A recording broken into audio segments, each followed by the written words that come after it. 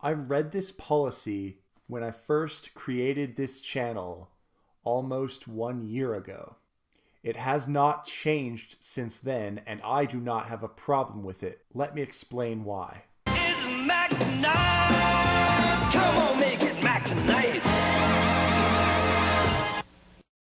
So I want to lead off here with a tweet that pretty much illustrates this huge misconception that people had about the whole thing, and still have. The tweet reads, "We hear you loud and clear. Our monetization policy has not changed, but we do have a new notification system." Then they have a link to details. Let's take a look at that. "We want to highlight recent changes we made to improve transparency and fairness around video monetization and clarify some confusion in the creator community around our long-standing advertiser-friendly content guidelines." Again, long-standing. "We recently started rolling out our improved notifications in Video Manager to make it clearer to creators when a video is demonetized due to advertiser-friendly content concerns, as well as to make it easy to appeal. This change is just one part of our broader effort to improve our platform and help our creators build strong businesses on YouTube. Blah blah blah, we did not change our policy of demonetizing videos that may not be appropriate for Google's brand advertisers, nor have we changed how these policies are enforced."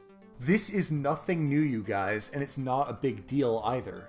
Out of all the videos I've put up, there is in fact one video that I made that is demonetized for these reasons.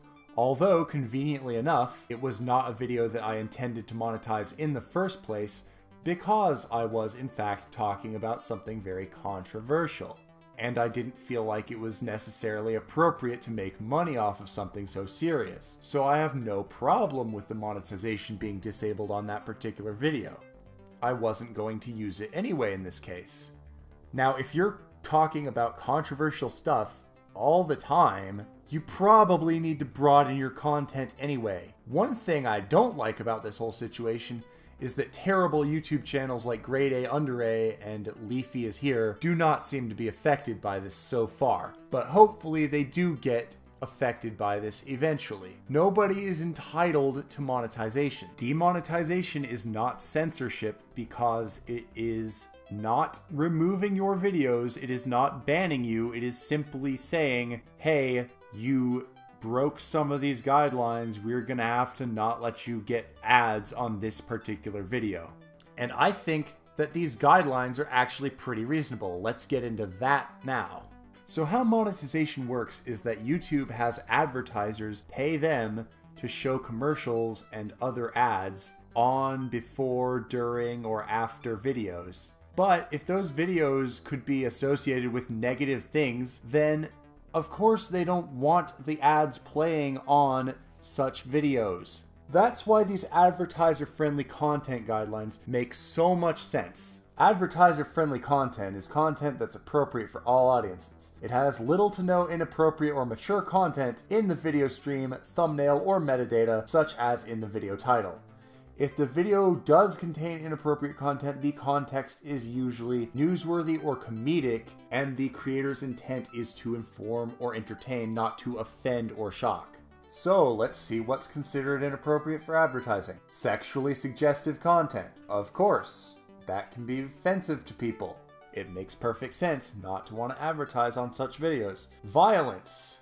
Why would you want your brand to be associated with people beating each other up? Probably wouldn't, unless maybe you're making boxing gloves or something. Inappropriate language, including harassment, profanity, and vulgar language, which is a scourge on YouTube. If they crack down on that, you know what? I think it's well deserved. I hate videos like the aforementioned Leafy bullcrap, where everyone's vocabulary is limited to the F word. Guidelines make people more creative. If there's boundaries to what you can and you can't say, you're gonna say more creative things.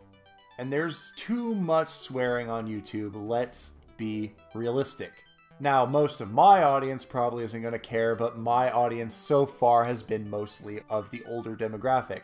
Not entirely, but mostly. But you gotta realize, the advertisers do not want to be associated with people who are swearing every other word, and parents also don't want their kids seeing these swear-filled videos from all these people.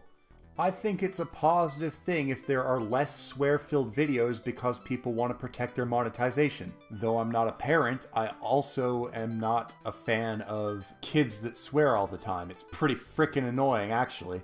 I don't necessarily dislike them as people, but I dislike the habit. It's just this really bad habit that so many YouTube creators have fallen into and ought to get out of anyway. So if this encourages them to do so, great.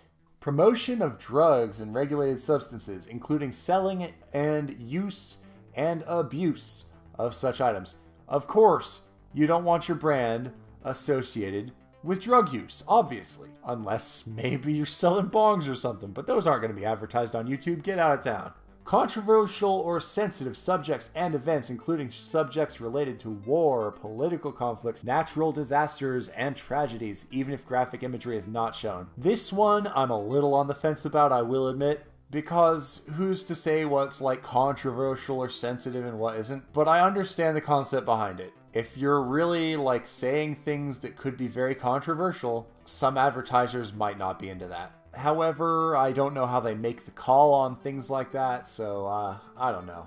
That one should probably be amended to be a little more specific, but honestly, none of this is enforced all that harshly because you don't see guys like Leafy losing all their monetization, even though people like him explicitly should be, because if you look down at best practices, it says context is key. We understand that high-quality content isn't always sanitized, especially when it comes to real-world issues. If your video has graphic material in it, you can help make it advertiser-friendly by providing context. Follow YouTube's policy guidelines. This is separate from advertising best practices. Policy guidelines is the stuff you can actually get banned for, but that's a whole other topic. Do use a title and thumbnail for your video that represents the content. That means no clickbaiting.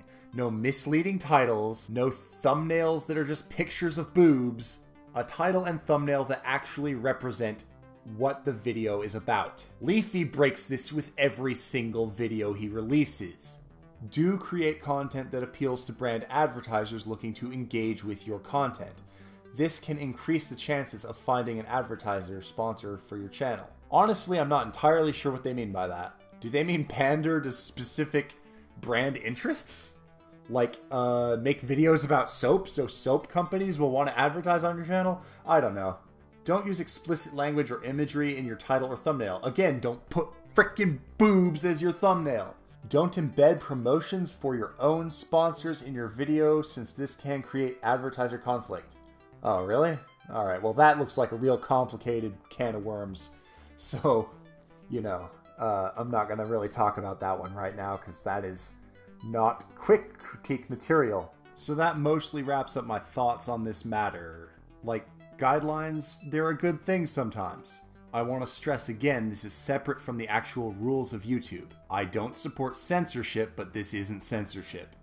That's why the video title is what it is. It's not a ToS change like people think it is. All that they did is start telling you when they demonetize your stuff. That is the only change that's happened here. And the final thing I want to say about all this is that I was told by a certain a-hole content creator that at our level, Patreon is the way to go anyway. Now that I finally have a few people who have pledged, I kind of see the merit.